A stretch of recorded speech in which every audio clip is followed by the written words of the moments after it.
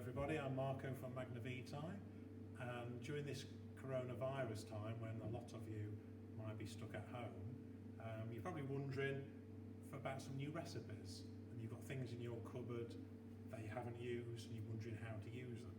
So I've got a recipe for you this afternoon that's based on rice. I've got an oily fish, so that's good in terms of memory, in terms of mental health, those sort of areas. So it's not complicated. I'm going to make a risotto. So before you think that's out of your area of expertise, stay with it because it's quite easy really.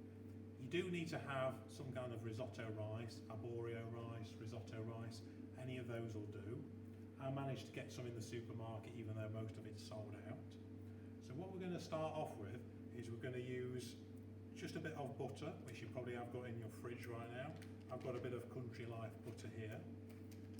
Now, if you're worried about your weight and things like that, we're only going to use a small amount of butter, about a tablespoonful, that sort of thing.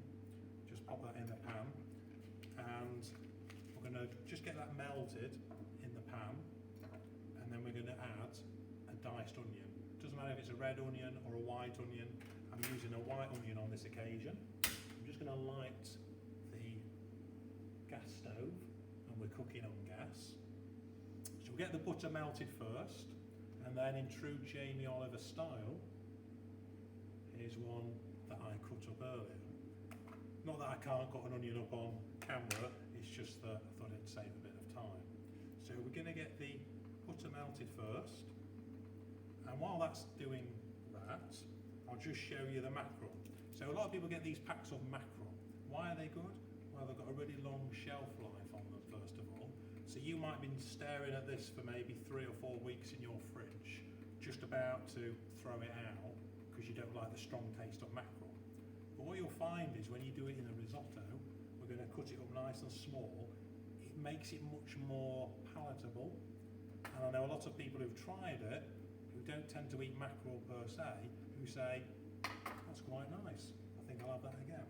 So, like I said, I'm just going to melt the butter, and while that's happening, we could just undo the mackerel so it's ready. So why is mackerel good? Well, first of all, it's an oily fish. So, oily fish such as salmon, mackerel, pilchards, sardines, herrings, all of those, if we can get some of those portions in our diet a few times a week, that's great. Tinned is good, frozen's fine, fresh is good obviously as well. So the butter is starting to melt nicely. I'm just going to turn it down a little bit now. There we go. And got a diced onion, just going to pop that in there now into the melted butter. There we are. So just keeping everything nice and clean as I go along, which is a good tip. Don't create a lot of washing up, that's what puts a lot of people off cooking. So just get the onion in there. While that's doing that, I'll just show you the risotto rice I've got. This is one that I found in the supermarket.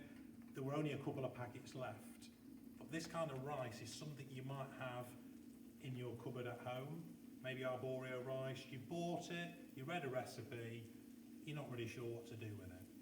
So you've just left it there. So risotto rice is perfect for making this dish because it's the type of rice where it will soak up all the liquid and make that really nice, creamy texture that everybody really enjoys. So there we are, the onion's cooking nicely now. So while that's doing that, I've weighed out, you're making notes as I go along, I've weighed out about 250 grams, that's 250 grams of risotto rice. You don't necessarily have to buy the more expensive sort, you can just buy it in a cellophane pack. It'll be about £1 something, it's not very expensive. So once the onion is starting to soften a little bit, just give it 4 or 5 minutes in there, you don't need to rush it. We'll add the rice straight into the pan, no soaking of the rice, none of that's needed. We're going to get the rice coated in the butter and it will start to take on that texture. Now, for those of you who like using wine in cooking, that could be a time to use here as well. I'm not going to use it today, but I'll give you the moment when you can add the wine. And for the people who are really into their risottos, they do often say it gives it some extra notes as well, some extra flavour. But I'm sure we won't miss out today on the one you're doing. So, like I say, the onion's starting to get brown a little bit now, which is good. Just turn that down a tiny bit. And the risotto rice will go in a few moments. So as you can see, so far, it's not very difficult, is it? We've got our kettle that's been boiled ready, because we'll be looking for about a litre of stock. Now, I'm going to be using Knorr's vegetable stock pot, advertised by Marko Pierre White. If it's good enough for Marko Pierre White, it's good enough for this Marko as well. So, we just take your stock pot, I'm going to put it in my jug, like so. I'm just going to add my water that's just boiled a few moments ago. Just get that in there ready, so you've got your stock ready, and that can be a few minutes. Okay, so the rice can now be added to the pan. So 250 grams, no soaking, straight in as it is. And there we go. Okay, so once that's in, take your spoon and just start to mix all of that lovely rice into the caramelised onion and the butter, of course, that's in there. So you get it all really well coated, as you can see on there. Okay, give it a good mix. And in a few moments, okay, so this is the point now. If you were going to add wine, you would add, say, 100 mils of white wine right now, and you would allow the bubbles to disappear just about, all of it gone, and at that point, you would take your stock. So I've got this stock here. I'm just going to mix in the stock pot into there. Now, some people like to add pretty much all the liquid at once. I don't tend to do that. I add smaller amounts at a time. So let's just start off getting some liquid into the pan, like so. Okay, so about that'll do for now. Just give that a really good stir in. Okay, like so. And it'll really start to work its magic, if you like. So I'm just going to turn that down a little bit more. Don't need a very high amount. So once the risotto's basically cooked, the beauty of a risotto is, I'll just add a bit more now, you can pretty much add anything. So any leftovers that you've got in your cupboard, any vegetables, mushrooms, some greens, some chicken that was left over, there's pretty much endless ideas we could come out with for risotto. The reason I've done the mackerel one, it came about because I was doing a topic on mental health, memory, what could we do to improve it? And that's why I chose the mackerel that's rich in omega-3. So that's all bubbling away nicely. Let's put a little bit more liquid in now. That can just sit nicely. I'm just going to get a pan lid on there. Okay, there we go. Now, while that's cooking, I'm just going to put these gloves on because we're going to get the oily fish now. I'm just going to take the skin off it. Now, with oily fish, yes, you can eat the skin, but it's not that pleasant in a risotto. So what I would do, on the back of it there, just peel this skin off the mackerel. Okay, we're going to use all of this packet. It's about 180 grams worth. We'll use all of it. There we are. So we're just going to take that skin off. And then people who don't like skin, straight away you can say to them, there's no skin in this dish. And it's a lot easier. So we're just going to peel that off like so. We'll get another plate over here. And then what you can be doing is just taking your mackerel and start to just break it down a little bit, like so. There we are. So mackerel, of course, it's not just omega-3s in the mackerel, it's also a rich source of B12. There's a lot of people nowadays who take injections for low B12. You might be one of them. And B12 is very linked to energy. So, rich source of B12 in the mackerel, and also other micronutrients you might have heard of, like selenium, things like that. Anti-cancer nutrient, often linked to prevention of cancer. So one last piece of mackerel just coming up. So just get the skin, just peel that off. If there's any bones, of course, take those out as well. This is the ideal time to do that. Normally these pieces are pretty good actually. So just divvy all that up. Just get rid of the skin, get that out of the way. And while we're just waiting for that risotto to cook up a little bit, all we're going to do, I just take a pair of scissors, look, and just chop the mackerel into nice bite-sized chunks. So when you're eating the risotto, you don't want a massive piece of mackerel all in one hit, because it can be a little bit salty, it can be a little bit, takes the taste of everything. But I found if you do it nice and small, it goes down a lot better with people, and they're more likely to want seconds. So let's just take the lid off, we'll check how the risotto is going, good stir. It's got through a lot of that liquid now, so what I'm going to suggest is put through some more of your stock through. I've used about 1 litre. So when you've used all your liquid, what I suggest you do is just see where the rice is. So have a taste of it. Now the Italians like to cook it to an al dente sort of level, which means there's a little bit of a bite. What I find is most British people, they do not like their rice with any kind of bite. They want it nice and soft. So just to bear that in mind, everybody's different when it comes to texture of rice. So the mackerel has been cut up into nice small pieces now. Okay, so I'll just show you what that looks like. Nice small pieces. Take these off. That's finished with that. That can go out of the way, keep the space clean. We'll give the risotto another stir. And you can start to see the textures changing now, little by little. Okay, so we're nearly through the liquid, just add a little bit more. So what I'm going to do today, when I am happy with the rice, I'm going to add 2 vegetables, which at this moment in time, you've probably got in your fridge. First of all, a bag of green leaves, spinach, easy to get hold of. There's endless bags of that in the supermarket today. Spring onions, a large spring onion. I wanted to find a leek, I couldn't find one, so I just compromised and went for a spring onion. And the mackerel. So I find the flavour of the spring onion, the saltiness of the mackerel, the creaminess of the risotto, it makes it a really nice overall effect. So while that's cooking, we're just going to chop up our spring onion that we've just washed a moment ago. So we'll just take the outer part off there. I'm going to dice it fairly small so that it goes throughout the whole of the risotto.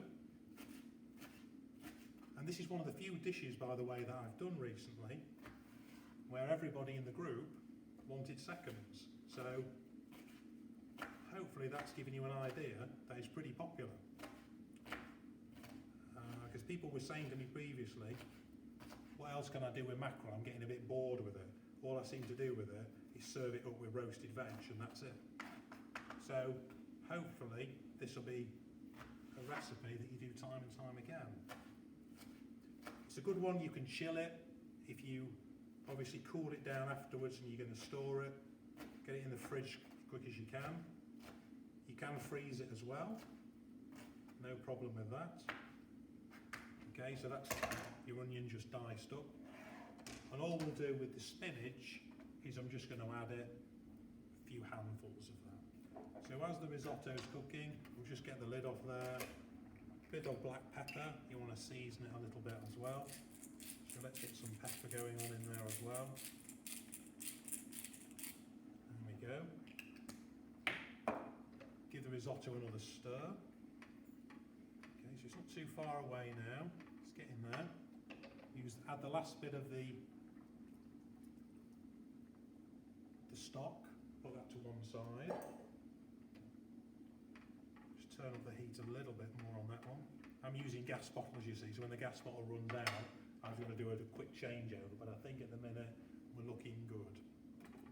So what other ideas could you do then, instead of using spring onion, spinach? Well, I was having a think about that when I was in the supermarket, and I did notice there was some asparagus. You could dice up some asparagus tips perhaps, they could go through it. Other green leaves, pak choi, that was there this morning when I went through, so that's something you might want to think about, but pretty much anything. The reason I've gone for these, the onion with the mackerel, it just balances the flavours, I think, a little bit more as well. And also, it's got more, when you serve it up, it's got a bit of green look to it, the spinach and the onion as well, so it doesn't just look like a plate of white and brown mackerel. Okay, so that's not too far away. I'll keep a handy spoon around so I can just try this. Just got some plastic spoons, so I'm going to give this a go. How that works out. So as I was saying, with mackerel, it's quite a nice one to go for because it's got quite a long life. So when you buy it in and you don't want to do it straight away, it'll keep in the fridge for 2-3 weeks at least. And I think also if you serve it like this, thinking of children, the flavour's not as strong. With children, strong flavours like oily fish can be a bit overwhelming, but if you cook it in this format, I tend to find it's a lot more appealing and more likely to go. So, got baby spinach here that's ready to eat. Obviously, with spinach, it doesn't need a lot of cooking because it's just a leaf. And if you're like me, I was put off spinach when I was at school because what they used to do is just take the spinach, put it in a pan with water and boil the stuff. So by the time it came on my plate, it was a soggy mass and it was horrible. But spinach really should go in a recipe right at the end. The residual heat of your cooking should just finish it off, just wilt the leaves. And this is nearly ready for receiving the mackerel in a moment or two. And remember, your mackerel's already cooked, your spinach only needs minimum heat, and your spring onion, you can eat that raw, it doesn't really need a lot of cooking either. So it's not going to be much longer after you're happy with the rice that the whole dish will be finished. Okay, so it's going to be quite straightforward. You'll have done the longest part of it by then. So a few more minutes, I'm just going to put the lid back on there, let it cook a bit further. There we go. So other ways with mackerel that you might want to do, sometimes I like doing things like you get a tray, a selection of vegetables you've got in, maybe onion, garlic, some tomatoes left over, maybe you've got a courgette, some sweet potatoes left over, that kind of thing, mixed with a bit of olive oil, a few herbs, into a hot oven, soften them up, and you could serve it with some roasted veg. That's quite a nice one to try as well. And just about getting there now, so in a few moments I'm just going to have a check of the rice to see how soft it's getting. In fact, I'll do that now. So I'll just take my disposable plastic spoon, just get a little bit of rice on there. And as I always say to everyone, just be careful at this point because he's going to be really hot. I know it's a no-brainer, but the amount of people who nearly burn themselves.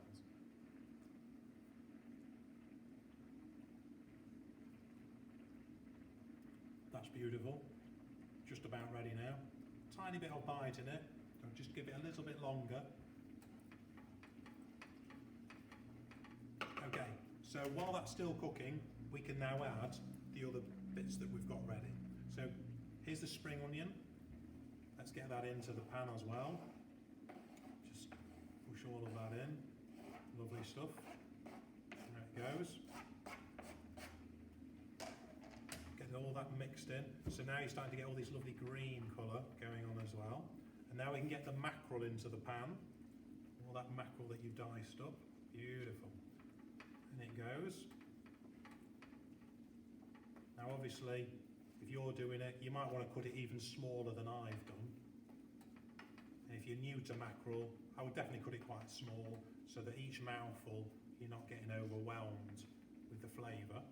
There we are, just getting rid of that. Give it a really good mix through,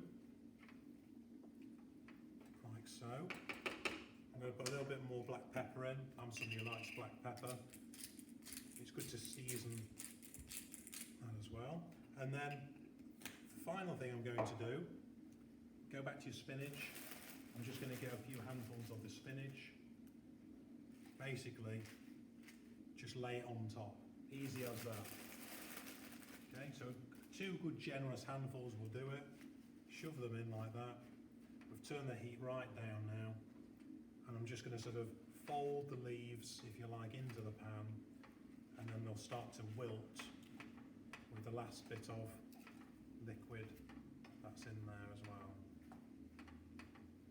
So it just takes a few moments. We don't need to add any more liquid at this point. The spinach will wilt very quickly. Okay. So I'm going to take it off the heat now. You don't need any more heat. This will stay hot for a long time with the spinach. I'm just going to fold it in there. And once we've done that, you'll be able to see it's got a nice, because at the end of the day, food's got to look appealing, hasn't it? It's all right saying it's healthy, eat it, but we're not really like that as people, are we? We like things to look nice, taste nice, never mind it being healthy. But hopefully on this dish, you've met all that criteria. Okay, so what I'm going to do for you is I'm going to give it a final taste test and let you know what it's like. Hopefully you'll find this good. So just take your spoon.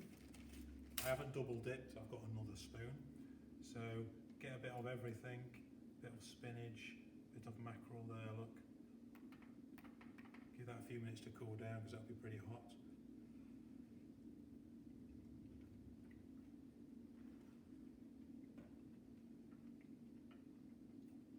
Really nice. The saltiness of the mackerel,